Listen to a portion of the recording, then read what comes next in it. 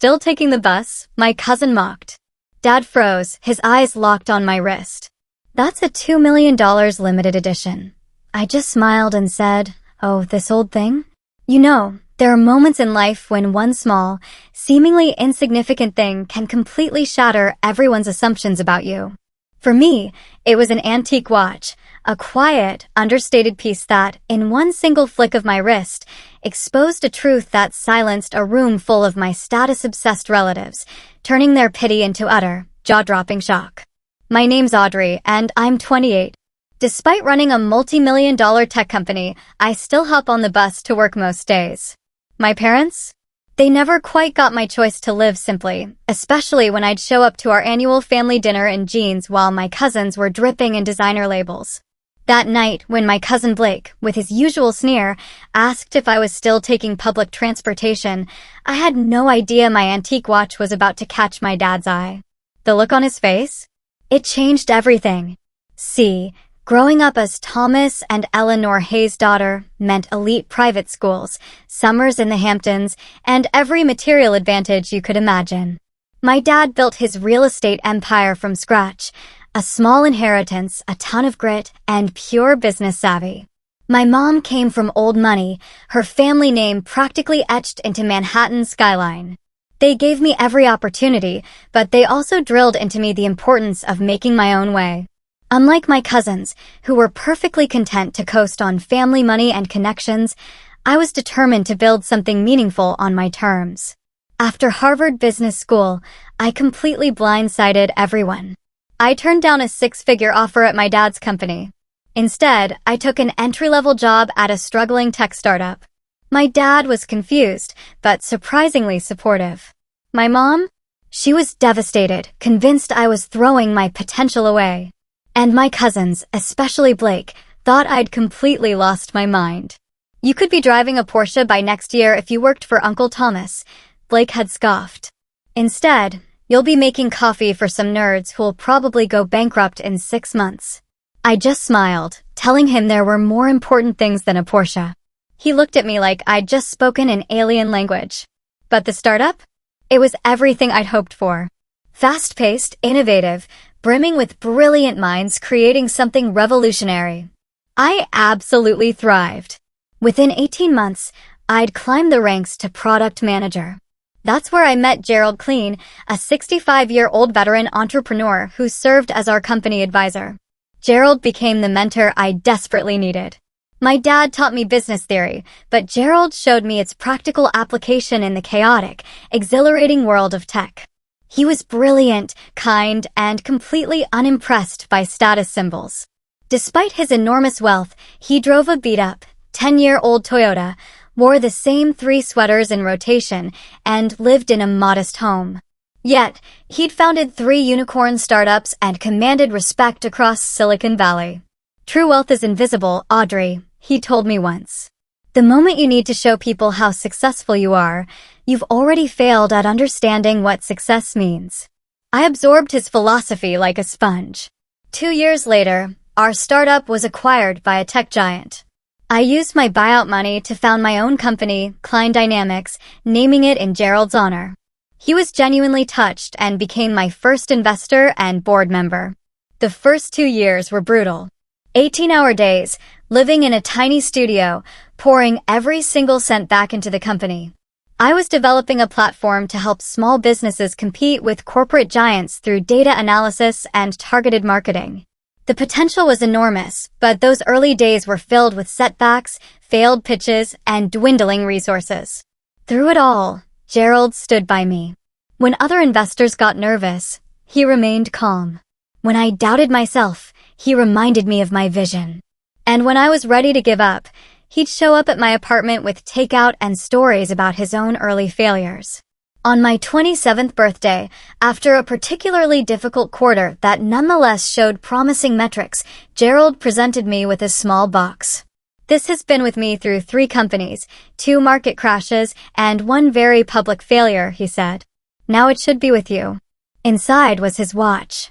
Not flashy, not obviously expensive. It was elegant in its simplicity, a Gerald Clean original from a limited collection he designed as a side project before he became known for tech. I recognized it immediately from articles I'd read about him, but had no idea of its true value. "Gerald, I can't accept this," I protested. "This is worth more than my company." He laughed. "Right now, perhaps, but not for long." He fastened it around my wrist. "Promise me you'll wear it when you need to remember your worth, not what others think you're worth." 3 months later, Gerald passed away unexpectedly from a heart attack. I was devastated. The watch became my most treasured possession. Not for its monetary value, but because it connected me to him. I wore it every single day as I navigated the company through its growth phase without his guidance. In the years since his death, Klein Dynamics had exploded. We secured major clients, expanded to 3 international offices, and were featured in every major tech publication. I was named to the Forbes 30 Under 30 list, and acquisition offers started pouring in. Through it all, I maintained Gerald's philosophy of understated success. I still lived in my modest apartment, though I had upgraded to a 1-bedroom. I still took public transportation, and I still avoided the spotlight whenever possible. My extended family remained largely unaware of my success. They knew I'd started my own company, but I never discussed its growth at family gatherings, preferring to just listen to my cousins boast about their latest purchases. My parents respected my privacy, though my father occasionally checked in on my company's public filings and seemed increasingly impressed by what he saw. The annual Hayes family dinner was a tradition, a grand affair held at my parents' sprawling Connecticut estate, the kind of mansion featured in architectural magazines. Every year, the entire extended family gathered to eat, drink, and inevitably compare achievements and acquisitions. Uncle Richard, my father's younger brother, always brought a competitive tension. While my dad built his fortune through sheer hard work, Uncle Richard married into wealth and parlayed his connections into a senior position at a prestigious financial firm. Their children, my cousins, absolutely mirrored their values. Blake, especially, measured success by the brands they wore and the cars they drove. Family dinners inevitably became showcases for their latest status symbols. As I got ready for this year's dinner, I thought about Gerald and what he'd say about my anxiety. I could almost hear his gentle laugh and his advice, "Let them have their Porsches. You're building something that will last." With that thought, I dressed in my usual style, dark jeans, a simple white blouse, minimal makeup, and Gerald's watch. I ordered an Uber and headed to Connecticut, bracing myself for another evening of subtle, and not so subtle, judgment. The Uber driver whistled softly as we pulled through the ornate iron gates of my parents' estate. "Nice place," he said, navigating the long, winding driveway lined with perfectly manicured topiaries. I nodded, watching the familiar Georgian mansion come into view, its limestone facade glowing in the early evening light. I always felt a strange mix of emotions returning here, pride in what my parents had built, nostalgia for my childhood, and a slight discomfort with the sheer ostentation. "You can drop me at the front," I told the driver as we approached the circular driveway. A row of luxury vehicles was already parked prominently. I immediately spotted Blake's new Ferrari, positioned at an angle that ensured no one could miss it. Next to it was Uncle Richard's Bentley, my cousin Amber's Range Rover, and several other high-end cars belonging to various family members. My Uber, a practical Toyota Camry, looked distinctly out of place as it pulled up to the grand entrance with its towering columns and massive oak doors. I thanked the driver, added a generous tip, and stepped out into the cool autumn air. Out of the corner of my eye, I caught movement at one of the windows. Blake, watching my arrival, no doubt noting my transportation choice with smug satisfaction. The massive front door opened before I could ring the bell, revealing Santos, my parents' longtime butler. His formal demeanor softened into a genuine smile when he saw me. "Miss Audrey, welcome home," he said warmly. "Your parents are in the main salon with the other guests." "Thanks, Santos," I replied, returning his smile. "How are Maria and the kids?" "Very well, thank you. Diego started college this fall, first in the family." "That's wonderful," I said, genuinely pleased. I'd helped Santos' son with his application essays last year. Columbia, right? Computer science. Yes, he speaks of you often. Your encouragement meant everything. I squeezed his arm gently before moving past him into the soaring entry hall with its marble floors and sweeping staircase. The sounds of conversation and classical music drifted from the salon. I took a deep breath, straightened my shoulders, and walked toward the gathering. My mother spotted me first. Eleanor Hayes was a striking woman in her early 60s, elegant in a navy blue designer dress that probably cost more than most people's monthly rent. Her silver-streaked dark hair was perfectly styled, her posture impeccable. She excused herself from a conversation with my aunt and glided toward me. "Audrey, darling," she said, air-kissing both my cheeks. She stepped back, assessing my outfit with a quick glance. "You could have worn the Chanel dress I sent you for your birthday. It would have been perfect for tonight." "This is more comfortable, Mom," I said, giving her a real hug that she returned somewhat stiffly. "You look beautiful, as always." She sighed, but smiled. "Well, at least that blouse is silk. Come say hello to everyone. Your cousin Blake just closed a major account at the firm." Of course he had. Blake's achievements were always highlighted immediately, while my own were rarely mentioned. I followed my mother into the salon, a grand room with soaring ceilings, antique furniture, and walls lined with valuable artwork. About 20 family members were already there, clustered in small groups, champagne flutes in hand. My father was engaged in conversation with Uncle Richard near the fireplace, but he looked up as I entered. Thomas Hayes was tall and distinguished, his once dark hair now mostly gray. Unlike my mother, who embraced the trappings of wealth wholeheartedly, my father maintained a certain restraint. Yes, he drove luxury cars and owned multiple homes. But there was always something slightly uncomfortable about him at these formal family gatherings, as though he hadn't quite forgotten his middle-class origins. "There's my girl," he said, breaking away from his brother and crossing the room to embrace me properly. His hug was warm and genuine, smelling of the same cologne he'd worn throughout my childhood. "How was the drive up?" "Fine, Dad. No traffic." He nodded, studying my face closely. "You look tired, working too hard." "Probably, I admit it. But things are going well." "Glad to hear it." He lowered his voice. "Your latest quarterly filing was impressive. That contract with Johnson and Williams was quite a coup." I blinked in surprise. "You saw that?" He smiled slightly. "I keep tabs on you, even if you think I don't." He squeezed my shoulder. "I'm proud of you, Audrey. Building something on your own terms." Before I could respond, Uncle Richard approached, cocktail in hand. "Audrey, there you are. We were beginning to think you'd forgotten about us successful folks."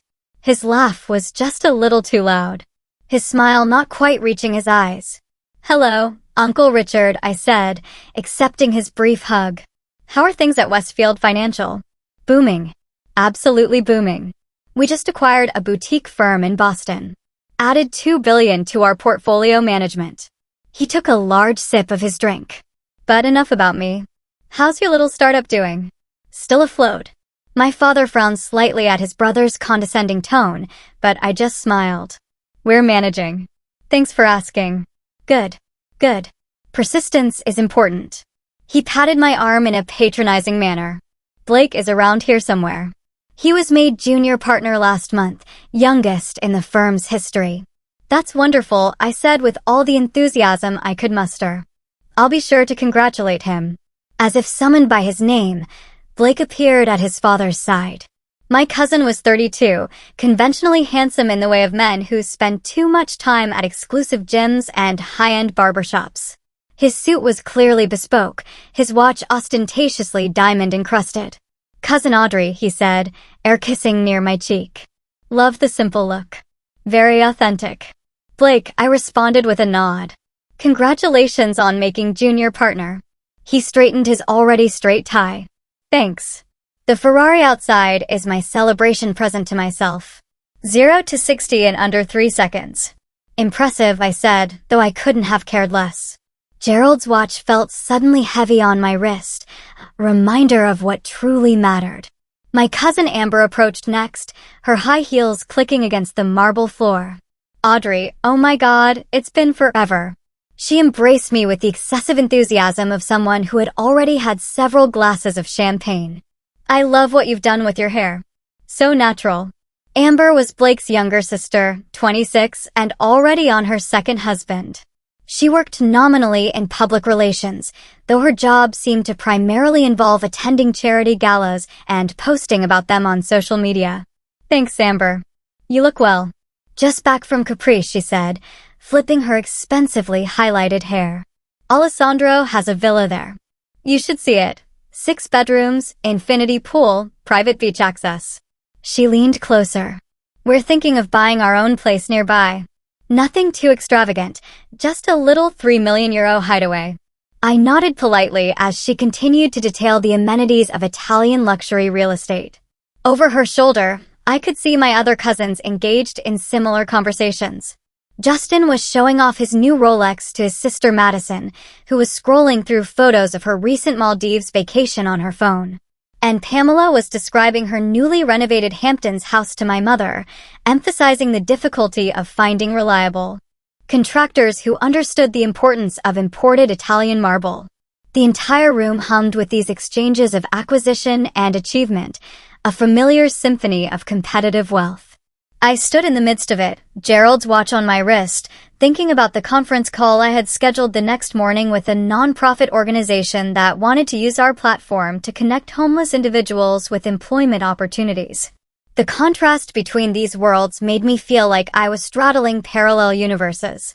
A staff member appeared to announce that dinner was served, providing a welcome interruption. As we moved toward the formal dining room, my father fell into step beside me. You're quiet tonight, he observed. Just tired, I replied. End of quarter is always busy. He nodded, then added quietly, I read about your housing initiative in the Times business section, providing your platform to affordable housing advocates pro bono. That was good of you.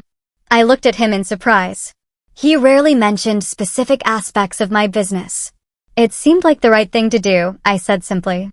Something like approval flickered in his eyes. Your grandfather would have done the same. He never forgot where he came from. He paused.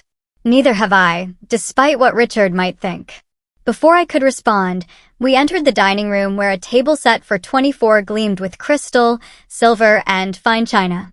Name cards indicated our seating arrangements, and I was unsurprised to find myself placed between Blake and Madison. Another family dinner had officially begun. The first course arrived promptly, seared scallops with a citrus reduction artfully arranged on white porcelain plates. The family settled into their seats. Wine glasses were filled, and the performance began. These dinners always followed the same script. Accomplishments would be casually mentioned. Acquisitions would be subtly highlighted. Status would be established and reinforced. Madison, that necklace is stunning, Aunt Pamela said to my cousin across the table. Is it new? Madison touched the diamond pendant at her throat.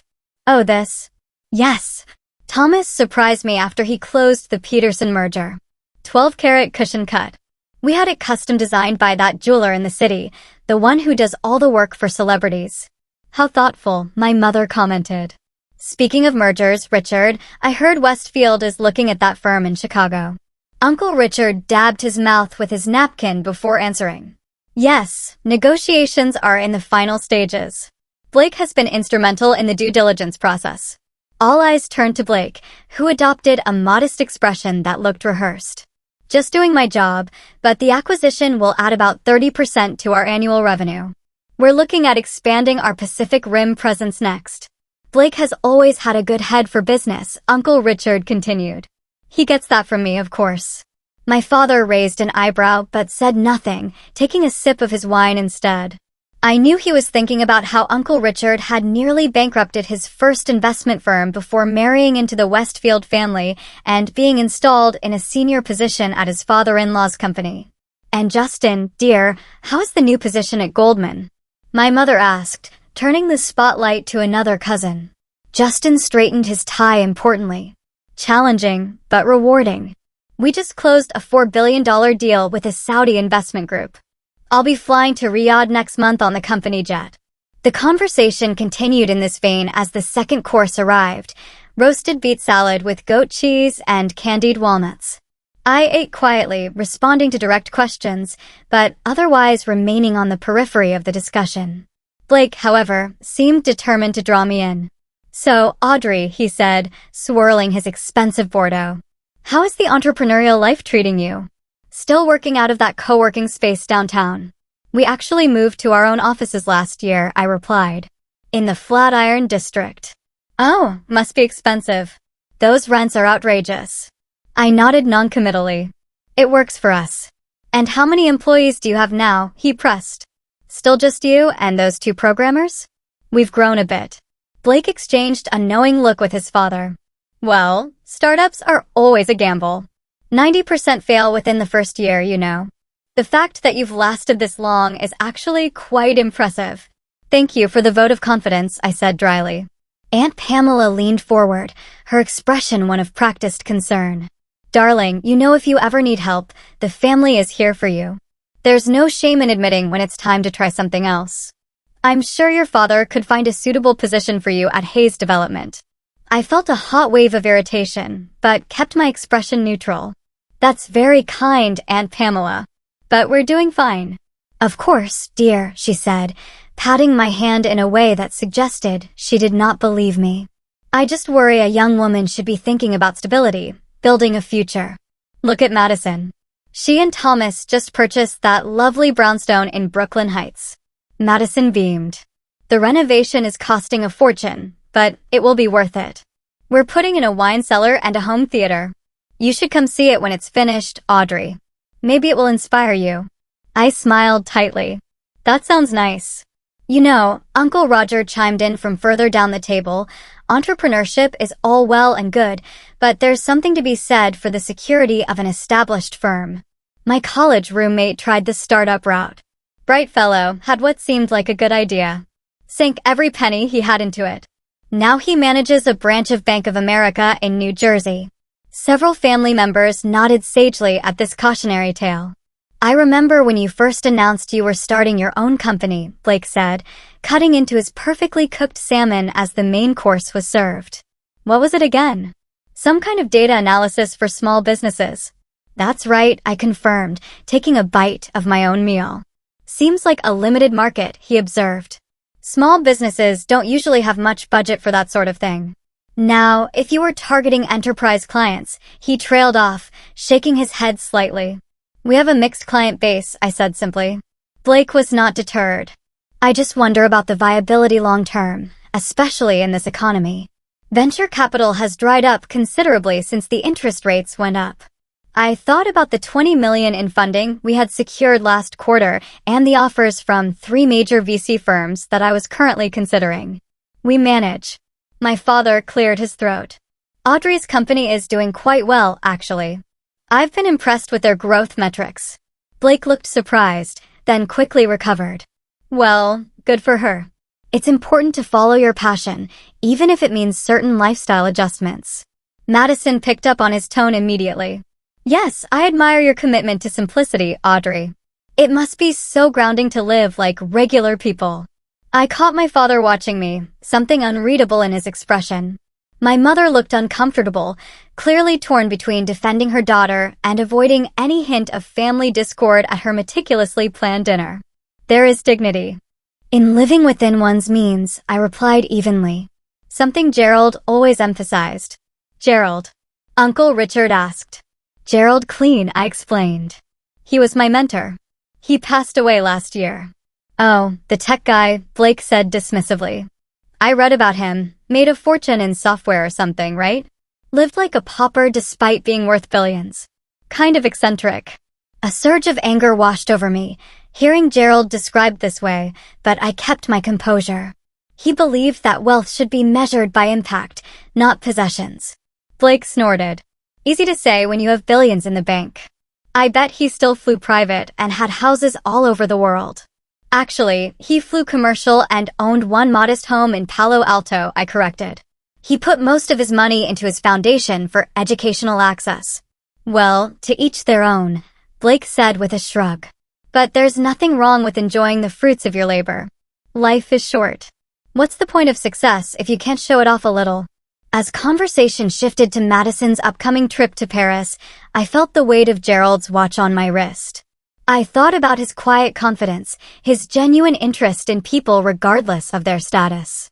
His belief that true success was measured by the lives you improved, not the possessions you accumulated. The contrast between his values and those being expressed around this table could not have been starker. My reverie was interrupted by my cousin Amber, who was describing her new Mercedes in loving detail. The interior is completely customized. Took 3 months to get exactly right. But when you're driving through the Hamptons, it's worth it to make the right impression. Blake nodded in agreement.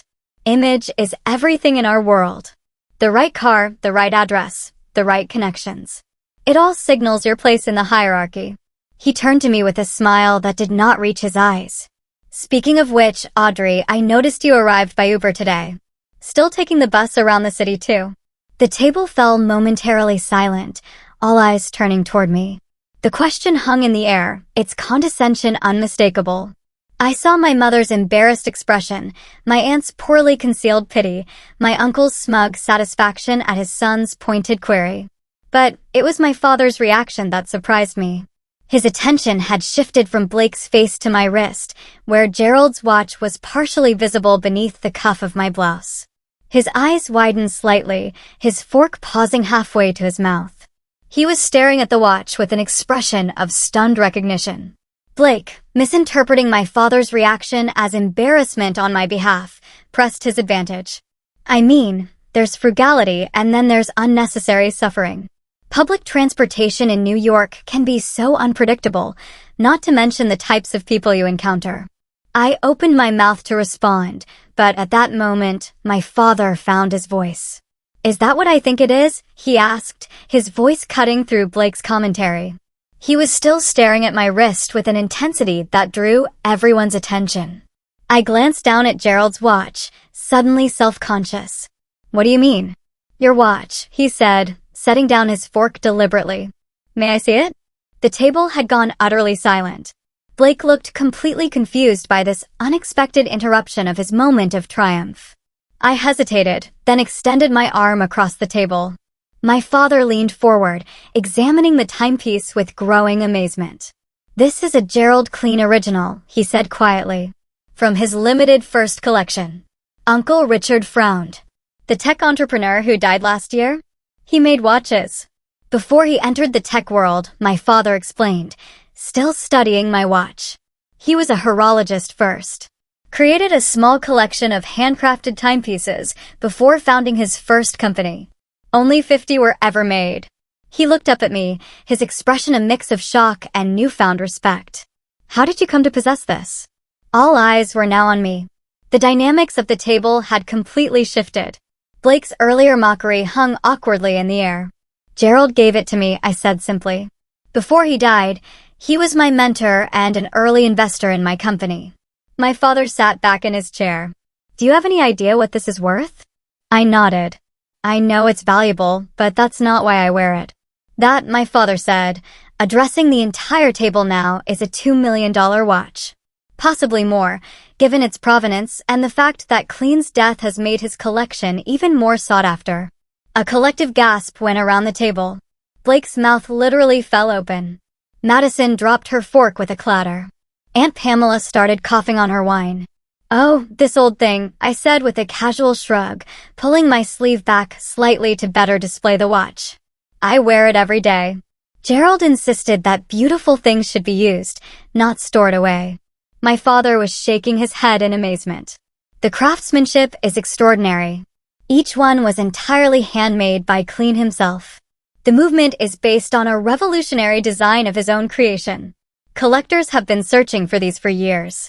Most are in private collections or museums. Uncle Richard was staring at the watch with new interest. $2 million on your wrist? You should have that insured, Audrey. It is, I assured him. Gerald took care of that. When he gave it to me, he said it was the first thing he ever created that truly mattered to him. Blake had recovered enough to join the conversation, his tone completely transformed. I had no idea you were close to Gerald Clean. He was a legend in the industry. He was more than that, I said quietly. He was a friend. He believed in what I was building when few others did. Which was what exactly? Uncle Richard asked, his earlier dismissiveness replaced by genuine curiosity. You've always been rather vague about your company. I took a sip of water, considering how much to reveal. Gerald had always advised strategic transparency. Perhaps it was time. We developed a proprietary algorithm that helps businesses optimize their operations through predictive analytics, I explained. We started with small businesses because they were underserved in this space, but we've expanded significantly. We now work with several Fortune 500 companies, 3 major healthcare systems, and the federal government. My mother blinked in surprise. The federal government? You never mentioned that. The contract was finalized last month, I said. We'll be implementing our platform across multiple agencies over the next year. It's our largest deal to date. How large? Blake asked, unable to contain himself. I met his gaze directly. $900 million over 5 years. Another stunned silence fell over the table. My father was looking at me with open pride now. My mother appeared completely bewildered. But you still live in that tiny apartment in the city, she said, confusion evident in her voice. And you take the bus? I smiled. I like my apartment. It's close to our offices, and I can walk to my favorite coffee shop. As for public transportation, it's efficient and better for the environment. Gerald took the bus every day of his life. Even after he became a billionaire, my father murmured, looking at me with new understanding. A true clean disciple. Blake was struggling to reconcile this new information with his previous perception of me. So, your company? It's successful then. I nodded. Very. We are currently valued at $1.8 billion after our last funding round. I maintain majority ownership. Uncle Richard choked on his drink. Aunt Pamela's eyes widened to an almost comical degree. Madison was furiously typing something into her phone, probably searching for information about my company. You're a billionaire? Blake asked incredulously. On paper, potentially, I clarified. Most of my net worth is tied to the company's valuation. I take a reasonable salary and live accordingly. But why keep it a secret? Amber asked, genuinely perplexed. If I had that kind of success, everyone would know about it. I thought about Gerald and his quiet confidence, his disinterest in impressing others. Because true success is not measured by what others think of you, but by the impact you create and the problems you solve. Our platform has helped thousands of small businesses survive and thrive.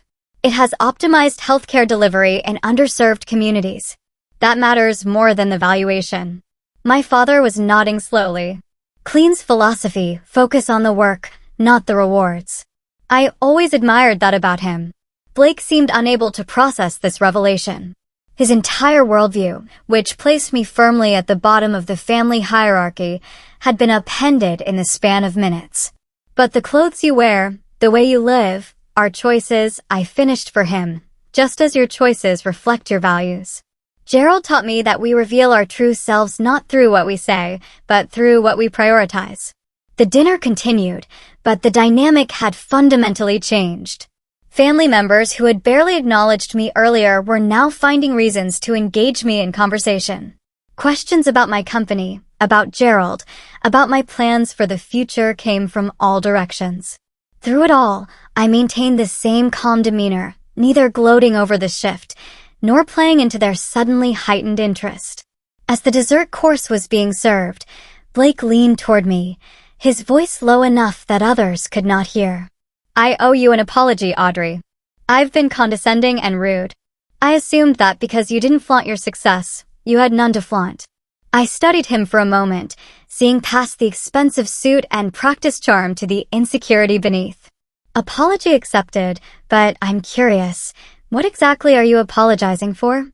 He looked taken aback. For treating you like you're less successful, less accomplished than me.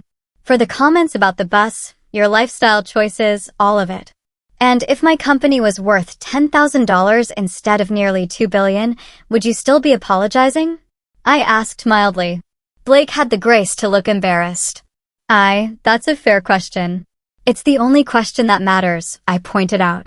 Because if you're only sorry because you discovered I'm wealthier than you imagined, then you've missed the entire point. He was quiet for a moment, genuinely reflecting on my words. "You're right," he finally admitted. "I have been measuring success, measuring people by all the wrong metrics. It's how I was raised, but that's no excuse." "It's never too late to reevaluate your values," I told him, my tone softening. Gerald was 40 before he had his epiphany about wealth and status. It completely transformed his approach to life and business. "I'd like to hear more about him sometime," Blake said, "about his philosophy. If you'd be willing to share." "I'd like that," I said, somewhat surprised by his genuine interest. As Blake excused himself, my mother approached, looking slightly flustered. "Audrey, darling, I feel absolutely terrible about all the little comments I've made over the years about your apartment, your clothes, your lifestyle choices." She sat down beside me, taking my hands in hers. "If I had known about your success..." "Mom," I interrupted gently, "that's exactly why I didn't tell you. I wanted you to accept my choices for what they were, not because they came with a certain valuation." She looked confused. "But surely you understand that we only want what is best for you. To see you living beneath your means when you could have everything you want. This is what I want," I assured her. "A meaningful business that solves real problems. A foundation that creates opportunities for deserving students. A life focused on purpose rather than possessions." "But you could have both," she insisted. "Purpose and beautiful things." I touched Gerald's watch. "I have both. This is the most beautiful thing I own, and I cherish it, not for its market value, but for what it represents. The same is true of my company, my foundation, my relationships." My mother sighed, clearly still struggling to understand. "Well, at the very least, you must let me help you find a nicer apartment, something befitting your position." I couldn't help but laugh. Some things never change. "I love you, Mom, just as you are, even when you're trying to redecorate my life." She smiled reluctantly. "And I love you, even when you're stubbornly rejecting perfectly good Chanel dresses." As the evening wound down, I found myself engaged in more genuine conversations than I had experienced at any previous family gathering. Some relatives were clearly still processing the revelation of my success, adjusting their perception of me. Others seemed to be reconsidering their own definitions of achievement, and a few, like my father, were connecting with me on a deeper level, seeing beyond both my deliberate modesty and the company valuation to the person I had become. When it came time to leave, I ordered another Uber, declining offers from several relatives to drive me to the city. My father walked me to the door while we waited for the car to arrive. "You've given them all something to think about tonight," he observed. Myself included. "That was never my intention," I said. "I just wanted to be treated like a person, not a bank account, positive or negative." He nodded thoughtfully. "Gerald Clean's greatest legacy may not be his companies or even his watches, but what he taught you about the true meaning of success." He placed a hand on my shoulder. "I would like to see your office sometime. Meet your team. Learn more about what you are building." "I would like that," I said, genuinely pleased by the suggestion. "How about next week? I could give you the tour, introduce you to everyone." "It's a date," he agreed, as my Uber pulled up. "And Audrey, keep wearing that watch. It is exactly where it belongs." As I settled into the back seat, I glanced down at Gerald's timepiece, thinking about how objects, like people, contain multitudes. To most of my family, the watch had transformed me from a struggling entrepreneur to a serious player in a single moment of recognition. But to me, it remained what it had always been, a connection to a mentor who had shown me that the truest measure of success was not what you accumulated, but what you contributed. 3 weeks after that revelatory family dinner, I sat in my office overlooking Madison Avenue. The space was modern but understated. Glass walls, clean lines, functional furniture. No expensive art adorned the walls, just enlarged photographs of our team members working with clients, visual reminders of the real people impacted by our technology. My father's visit had gone better than I could have hoped. He'd arrived early, taken the full tour, met with my executive team, and asked thoughtful questions about our technology and business model. I'd watched with pride as he engaged with our developers, showing genuine interest in their work and vision. By the end of the day, he was exchanging contact information with our CTO, making plans to introduce him to potential partners. "You've built something remarkable here," he told me as we stood looking out over the city from our rooftop deck. "Not just the technology or the business, but the culture. These people believe in what they are doing." That was always the goal, I had replied, to create something meaningful, something that matters.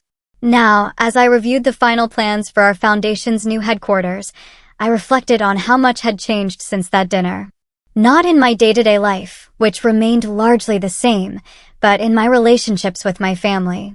My father and I spoke several times a week now, discussing business strategy, foundation initiatives, and occasionally, the finer points of watch collecting, a shared interest we had discovered. My mother had finally accepted that I wouldn't be moving to a penthouse anytime soon, though she had managed to slip a few designer pieces into my wardrobe just for special occasions. Most surprising was the evolution in my relationship with Blake. True to his word, he had reached out to learn more about Gerald's philosophy. We had met for coffee several times, and I had been impressed by his genuine desire to reconsider his priorities. He had even begun volunteering with a local youth coding program, discovering a talent for teaching that surprised us both. The larger family dynamic had shifted as well. At a cousin's birthday celebration the previous weekend, I had noticed less emphasis on material acquisitions and more substantial conversations. Whether this change would last remained to be seen, but it was a promising start. My assistant knocked lightly on my door, interrupting my thoughts. "Your 2 o'clock is here. The high school student you mentioned." "Send her in," I said, standing to greet my visitor. Zoe entered my office nervously, a 16-year-old with bright eyes and a determined set to her shoulders. She had applied to our foundation's mentorship program with an impressive proposal for using data analytics to address food insecurity in urban neighborhoods. "Miss Hayes," she said, extending her hand formally. "Thank you so much for meeting with me." "Audrey, please," I corrected, gently gesturing for her to take a seat. "I was impressed by your application, Zoe. Your approach to mapping food deserts using multiple data points was innovative."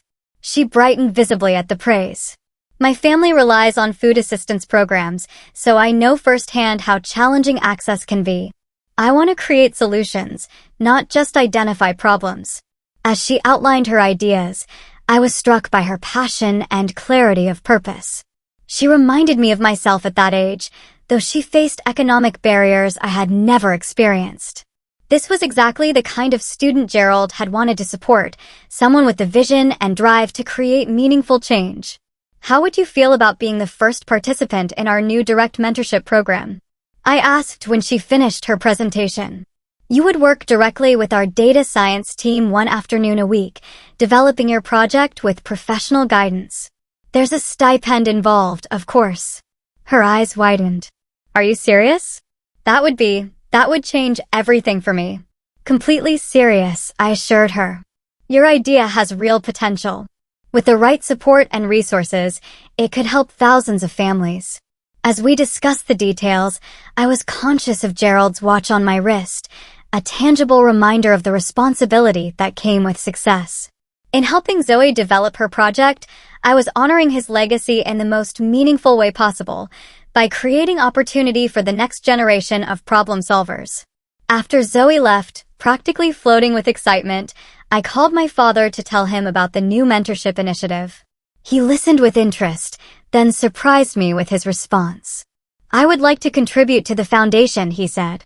"Not just financially, though that too if needed, but with time. I have experience that might be valuable to these young entrepreneurs." "That would be wonderful," I told him, genuinely moved by the offer. "The students would benefit enormously from your business expertise. And I suspect I would benefit from their fresh perspectives," he replied. "Your dinner revelation did more than just surprise the family, Audrey. It made me reevaluate how I measure success, both in myself and others. I want to be part of building something that lasts beyond balance sheets and property portfolios." As we finalized plans for his involvement, I thought about how one evening, one moment of truth, had created ripples that continued to expand outward. My decision to live according to Gerald's philosophy had influenced not just my own life, but increasingly, the lives of those around me. Later that evening, as I rode the subway home, I studied the diverse faces of my fellow passengers, a construction worker still in his work clothes, A nurse in scrubs, students with backpacks, a woman in a business suit similar to my own. Each with their own story, their own measure of what mattered. Gerald had moved through the world this way, seeing people rather than positions, value rather than valuables. In my apartment that night, I took off the watch and held it in my palm, feeling its weight and significance. It had become far more than a timepiece to me. It was a compass, guiding my decisions and priorities, a reminder that true wealth lay not in what you possessed, but in what you contributed, not in how you were perceived, but in how you lived your values. The watch would never hang in a museum or be stored in a safe.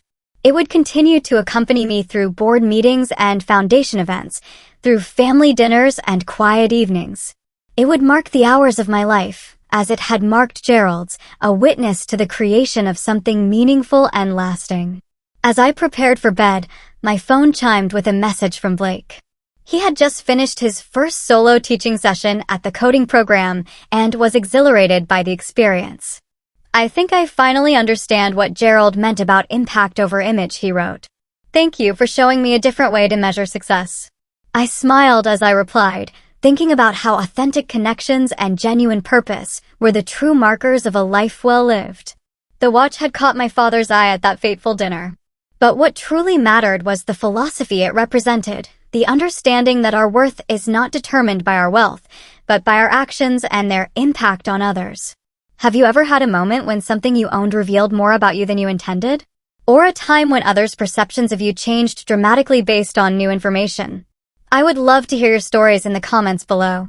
And if this journey of authentic success resonated with you, please like this video and subscribe to my channel for more stories about finding true value in a world obsessed with appearances. Remember, the most precious things we own are not measured by their price tags, but by the meaning they hold in our hearts. Thank you for listening, and until next time, take care.